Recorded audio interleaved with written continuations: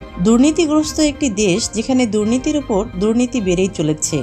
দেশটিতে সমাজনীতি, রাজনীতি, শিক্ষানীতি, চিকিৎসানীতি সব জায়গায় চলছে দুর্নীতি। দুর্নীতিবাজরা কিভাবে দুর্নীতি করে, তারা কিভাবে হাজার হাজার কোটি টাকা দুর্নীতি করে নিজের জীবনের জন্য ভোগবিলাসিতা ব্যয় করে। এর ফলে চরম মূল্য দিতে হয় কিছু সাধারণ মানুষদেরকে। তরুণ সমাজ চায় দেশটি দুর্নীতিমুক্ত হোক। দুর্নীতিমুক্ত এই পদক্ষেপ নেওয়ার মতো দেশে কেউ নেই, কিন্তু হিন্দুস্তানি নামে একজন ছিল যে দেশটিকে দুর্নীতিমুক্ত করার ক্ষমতা রাখে। দুর্নীতিমুক্ত করার জন্য হিন্দুস্তানি যে যে পদক্ষেপ নিয়েছিল, যা পুরো দেশকে ভাবতে বাধ্য করেছে। দুর্নীতি শুধু দুর্নীতি নয়, বরং ক্যান্সার হিসেবে শরীরে বাসা বেঁধেছে। তাই এত সহজে দুর্নীতিমুক্ত করা এত সহজ কাজ নয়। ক্ষমতা বদলায়, দল বদলায়, কিন্তু দুর্নীতি বদলায় না। কিন্তু দুর্নীতিমুক্ত করতে হলে সর্বপ্রথম নিজের পরিবারের লোকজনের দুর্নীতি থামাতে হবে, তাহলে দেশ দুর্নীতিমুক্ত হবে। তেমনইভাবে ইন্ডিয়ান 2 সিনেমাটিতে আমাদের আঙ্গুল দিয়ে দেখিয়ে দিয়েছে। এই ভিডিওতে ইন্ডিয়ান 2 সিনেমাটি এক্সপ্লেইন করতে চলেছি। মুভি শুরুতে চিত্রা তার 3 বন্ধু আরথি, থাম্বেশ এবং হরিশের সাথে বার্কিং ডগস নামে একটি ইউটিউব চ্যানেল চালায়। তারা দেশের বেআইনি দুর্নীতি এবং রাজনৈতিক অর্থনৈতিক কর্মকাণ্ডের অ্যানিমেশন ভিডিও ইউটিউবে প্রতিনিয়ত আপলোড করে। এতে তারা মিলিয়ন মিলিয়ন ভিউ পায়। মূলত তাদের লক্ষ্য দেশ দুর্নীতিমুক্ত করা। এজন্য তারা যেখানে অন্যায় এবং দুর্নীতি হতো সেগুলোর উপর ইউটিউবে ভিডিও আপলোড করে মিলিয়ন মিলিয়ন ভিউ পেত। একদিন থাম্বেশ রাস্তায় দেখতে পায় যে শহরে ময়লা বহনকারী রাস্তায় ময়লা ফেলতে ফেলতে যাচ্ছে। এটা দেখে থাম্বেশ ময়লা ফেলার স্তূপে খোঁজ নিয়ে দেখে যে শহরে প্রতিদিন 6500 টন ময়লা সংগ্রহ করা হয়, আর যেটা বাজেট আসে সেটা 60% মন্ত্রীর পকেটে চলে যায়। তাই বাকি 40% বাজেট দিয়ে এটা নিয়ন্ত্রণ করা সম্ভব নয়। এরপর চিত্রা তার টিম সহ এই বিষয়ে ভিডিও বানাতে মন্ত্রীর গাড়ির ভিতরে ময়লা ফেলে দেওয়া হয়, আর ভিডিওগুলো মিলিয়ন মিলিয়ন ভিউ হয়। এদিকে হেলথ সেক্রেটারির বাসায় ইনকাম ট্যাক্স রেড করে 1000 কোটি টাকা উদ্ধার করে। আর চিত্রার টিম এ বিষয়ে প্যারোডি ভিডিও তৈরি করে, যেখানে ভিডিওতে আমরা দেখতে পাই আরতি হেলথ সেক্রেটারিকে জিজ্ঞাসা করে যে আপনি এত টাকা মারলেন কিভাবে। তখন হেলথ সেক্রেটারি বলে যে সরকার থেকে বরাদ্দ সব ওষুধপত্র সরিয়ে নিতাম, আর কিছু সংখ্যক ভেজাল ওষুধ রোগীকে দেওয়া হতো। এতে করে পাবলিক মরবে, আর দেশের পাবলিক মরবে আবার জন্মাবে, এতে আমার কোনো যায় আসে না। এই ভিডিওগুলো তারা বার্কিং ডগস ইউটিউব চ্যানেলে আপলোড দিত, আর মিলিয়ন মিলিয়ন ভিউ হতো। এরপর গ্রামে এক শিক্ষার্থী পড়াশোনার জন্য লোন নিয়েছিল।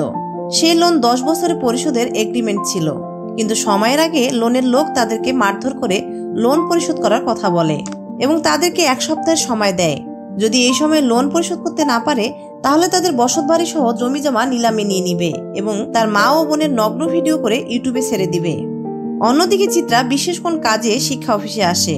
ঠিক তখনই বিল্ডিং এর উপর থেকে একটি মেয়ে নিচে লাফ দিয়ে আত্মহত্যা করে। এটা চিত্রা দেখে হতবাক হয়ে যায়।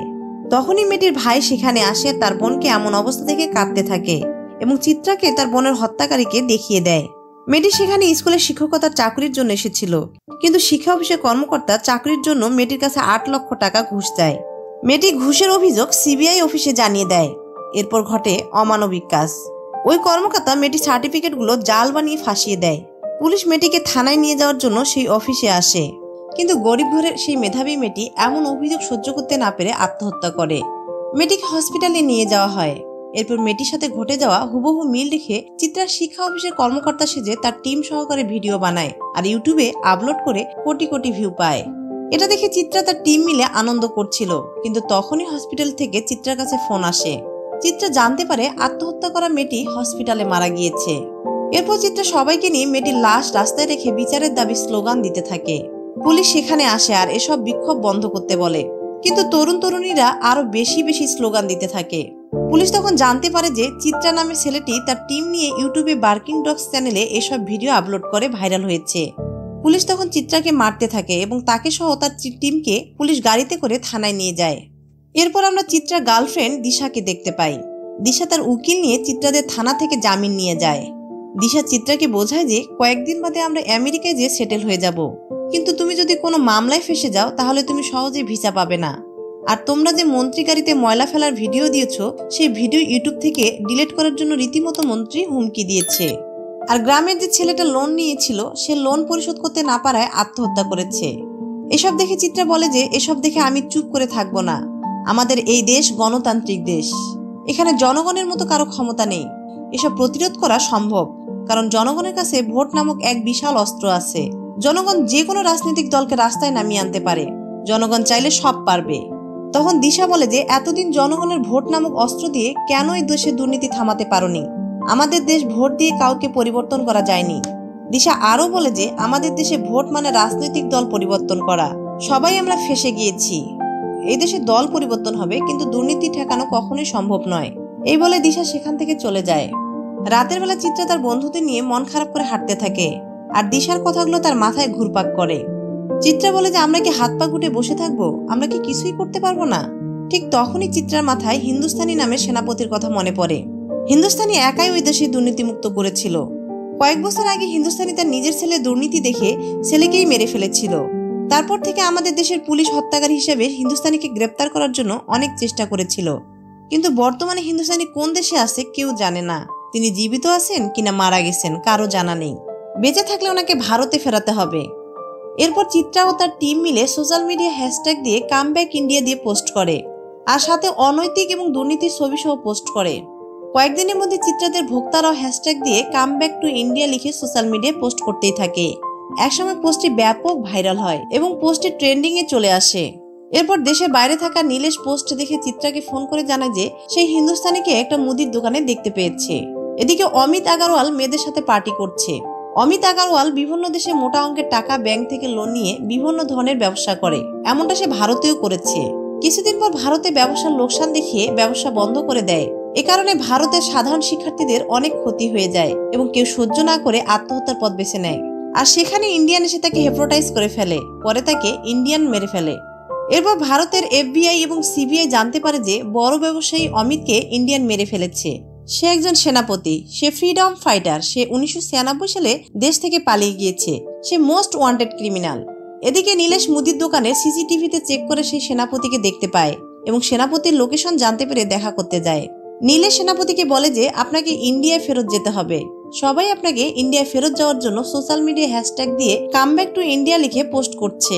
তখন সেনাপতি সোশ্যাল মিডিয়ার সব খবরাখবর নীলেশকে দেখায় এবং বলে যে আমি ইন্ডিয়ার এমন অবস্থার জন্য অপেক্ষা করছিলাম। ইন্ডিয়ার মানুষজন দুর্নীতির বিরুদ্ধে সোচ্চার হওয়া দেখে আমার অনেক ভালো লাগছে। এরপর সেনাপতি সোশ্যাল মিডিয়ায় কামিং সুন লিখে পোস্ট করে। এরপর সেনাপতি অন্য নাম দিয়ে ছদ্মবেশে পাসপোর্ট করে। আর এদিকে ইন্ডিয়ার CBI এবং FBI এয়ারপোর্টে সেনাপতিকে ধরার জন্য ফাঁদ পাতে। সেনাপতি যখন এয়ারপোর্টে পৌঁছায় তখন ইন্ডিয়ার FBI তাকে ধরে ফেলে, কিন্তু FBI অফিসার প্রমোদের বাবাকে সেনাপতি কিডন্যাপ করে। তখন FBI সেনাপতিকে ধরতে পারে না। এরপর সেনাপতি প্রমোদের বাবাকে হিপনোটাইজ করে ফেলে।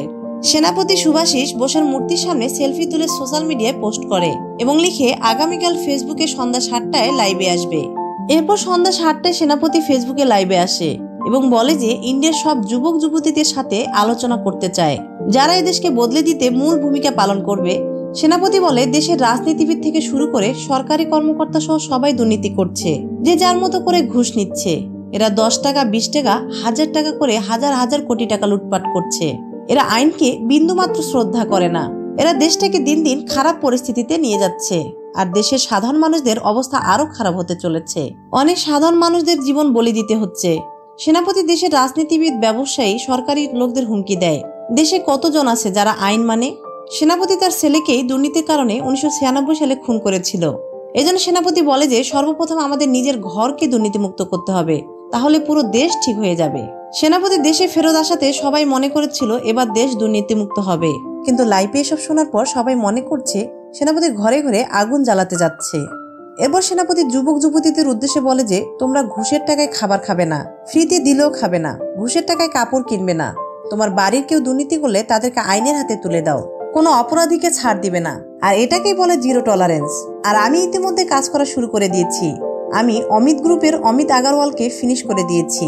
এরপর সেনাপতি হেলথ সেক্রেটারিকে ক্যামেরার সামনে নিয়ে আসে এবং তাকে আঘাত করে হিপনোটাইজ করে। অন্যদিকে চিত্রা এবং তার বন্ধুরা সবাই মিলে নিজেদের পরিবার লোকদের ফলো করার সিদ্ধান্ত নেয়। চিত্রা বলে যে সেনাপতি আমাদের যা করতে বলেছে তাই আমাদের করতে হবে, তাহলে দেশের শিকড় থেকে দুর্নীতিমুক্ত হবে। এরপর প্রথমে চিত্রা তার বাবাকে ফলো করতে থাকে। চিত্রা বাবা একজন এন্টি কারাপশন অফিসের ইনচার্জ অফিসার। চিত্রা বাবা কয়েকবার টাকা দিয়ে একদলকে একটি মিশনে পাঠায়। এক ইঞ্জিনিয়ার দুর্নীতি ফাঁদে পড়ে চিত্রার বাবা তাকে ধরে ফেলে। সেই ইঞ্জিনিয়ার চিত্রা বাবাকে অনেক টাকার ঘুষ অফার করে, আর এই ঘটনাগুলো চিত্রা লুকিয়ে ভিডিও করছিল। কিন্তু চিত্রা বাবা ঘুষের অফারটি গ্রহণ না করে সেই ইঞ্জিনিয়ারকে মারতে থাকে। এটা দেখে চিত্রা তার বাবাকে সৎ ব্যক্তি মনে করে। এরপর বাড়িতে যেতে চিত্রা তার বাবার কাছে ক্ষমা চায়, কারণ চিত্রা তার বাবাকে পরীক্ষা করেছিল। চিত্রা তার বাবাকে দেখে অনেক গর্বিত হয়। এরপর চিত্রার বন্ধু আরথি তার মাকে ফলো করতে থাকে। আরথির মা একজন সাব রেজিস্ট্রার। সাব রেজিস্ট্রারের বাড়িতে বাজার করা ব্যাগে কয়েক লক্ষ টাকা ঘুষ পাঠায় একজন ব্যবসায়ী, যার নাম পান্ডিয়ান। পান্ডিয়ানি কিছু জমির অবৈধ দলিল সাব রেজিস্ট্রার সমাধান করার জন্য ঘুষ পাঠায়। সাব রেজিস্ট্রারের মেয়ে আরথি চুপি চুপি ভিডিও করে নেয়। অন্যদিকে থাম্বেশ তার দুলাভাইকে ফলো করতে থাকে। থাম্বেশের দুলাভাই একজন মন্ত্রণালয়ের কর্মচারী। তার দুলাভাই ছোট ছোট অঙ্কের ঘুষ খেয়ে টাকার পাহাড় করেছে। তার দুলাভাই ঘুষের টাকা দিয়ে ব্যাংককে ফুর্তি করতে যায়, কিন্তু থাম্বেশের বোন এসব কিছুই জানতো না। থাম্বেশ তার বোনকে জানানোর হুমকি দিয়ে তার দুলাভাইয়ের কাছ থেকে 2 লক্ষ টাকা হাতিয়ে নেয়। এদিকে হরিশ তার চাচাকে ফলো করতে থাকে। হরিশের চাচা তার হোটেলে বাসি পচায় অস্বাস্থ্যকর খাবার পাবলিককে খাওয়ায় এবং তাদের কাছ থেকে অতিরিক্ত টাকা আদায় করে। হরিশ সব দৃশ্যগুলো ভিডিও করে নেয়। অন্যদিকে গুজরাটের মদনলাল তার মেয়েকে অনেক ধুমধাম করে বিয়ে দিচ্ছে। মদনলাল তার জামাইয়ের ওজন সমান টাকা দেয়। এরই মধ্যে মদনলাল ডায়মন্ডের নেকলেস আনার জন্য লকারের ভিতরে যায়। মদনলাল তার পুরো বাড়িতে হাই সিকিউরিটি দিয়ে রেখেছে। মদনলালের বাড়িটি সোনা দিয়ে মোড়ানো, তার হাই কোমরটাও সোনা দিয়ে তৈরি। মদনলাল লকারে ঢোকার সময় সেনাপতি 1 টাকার কয়েন দিয়ে হাই সিকিউরিটি দরজাটি আটকায় রাখে। মদনলাল হাজার হাজার কোটি টাকা দুর্নীতি করে এই সাম্রাজ্য করেছে। লকারের ভিতরে সেনাপতি ঢুকে সেনাপতি মদনলালকে আঘাত করে হিপ্নোটাইজ করে ফেলে। এদিকে হরিশ তার দুলাভাইয়ের সাথে অফিসে যায়, কারণ তার দুলাভাইয়ের দুর্নীতির কর্মকাণ্ড ভিডিও করবে। এজন্য হরিশ চালাকি করে তার ক্যামেরাযুক্ত কলম দিয়ে তার দুলাভাইয়ের দুর্নীতির ফুটেজ সংগ্রহ করে। অন্যদিকে থাম্বেশ তার চাচার হোটেলে অস্বাস্থ্যকর খাবারের ভিডিও নিয়ে আইনের কাছে তুলে দেয়। এদিকে সেনাপতি মদনলালকে ঘোড়া হিপ্নোটাইজ করে। সেনাপতি তাকে চাবুক দিয়ে মারে, আর মদনলাল ঘোড়ার মতো করে শহরের রাস্তায় দৌড়াতে থাকে। আর বিয়ের অনুষ্ঠানের লোকজন মদনলালকে থামাতে চেষ্টা করে। শেষ পর্যন্ত মদনলাল ব্রিজ থেকে পড়ে মারা যায়। এরপর চিত্রা দিশাকে একটা ভিডিও ফুটেজ পাঠায়। তার ভাই গৌতম ভুয়া চিকিৎসা করে এক রোগীকে মেরে ফেলে। এজন্য দিশা তার বাবা মা এবং ভাইয়ের সাথে ঝগড়া করে। দিশা জানায় তার ভাইয়ের শুধুমাত্র টাকা দিয়ে ডাক্তারি সার্টিফিকেট নেওয়া হয়েছে, এজন্য সে প্রকৃত ডাক্তার না। গৌতম ভুয়া ডাক্তারি চিকিৎসা দিয়ে সাধারণ রোগীদের মেরে ফেলছে। এটা শুনে দিশার বাবা দিশাকে চর মারে। তখন দিশা বলে যে, বাবা, তোমার কোনো অপারেশন কি গৌতমের দ্বারাই করাতে? আর মা, তোমার ছেলের প্রেসক্রিপশনের ওষুধ কি তুমি খাবে? এর কথা শুনে দিশার বাবা মা চুপ থাকে। এদিকে সাব রেজিস্ট্রার ঘুষ খাওয়ার দায়ে FBI অফিসার ধরে ফেলে। সাব রেজিস্ট্রারকে থানায় নিয়ে যায়, আর ঘুষ খাওয়ার জন্য তার মেয়ে আরথি পুলিশকে জানিয়ে দিয়েছিল। অন্যদিকে হরিশের দুলাভাইকে পুলিশ গ্রেপ্তার করে। সেই দুর্নীতির প্রমাণ হরিশ নিজেই দিয়েছিল। হরিশের দুলাভাই হরিশকে বলে যে, তুই যে আমার কাছ থেকে 2 লক্ষ টাকা নিয়েছিস, সেটাও তো দুর্নীতি। হরিশ তখন বলে যে, তোমার সেই 2 লাখ টাকা সরকারি ফান্ডে জমা দিয়েছি। পুলিশ হরিশের দুলাভাইকে থানায় নিয়ে যায়। এরপর হরিশের বোন হরিশকে চর মারতে থাকে। হরিশ তখন বলে, তুমি মোটা হয়েছো শুধুমাত্র তোমার স্বামীর ঘুষের টাকা খেয়ে।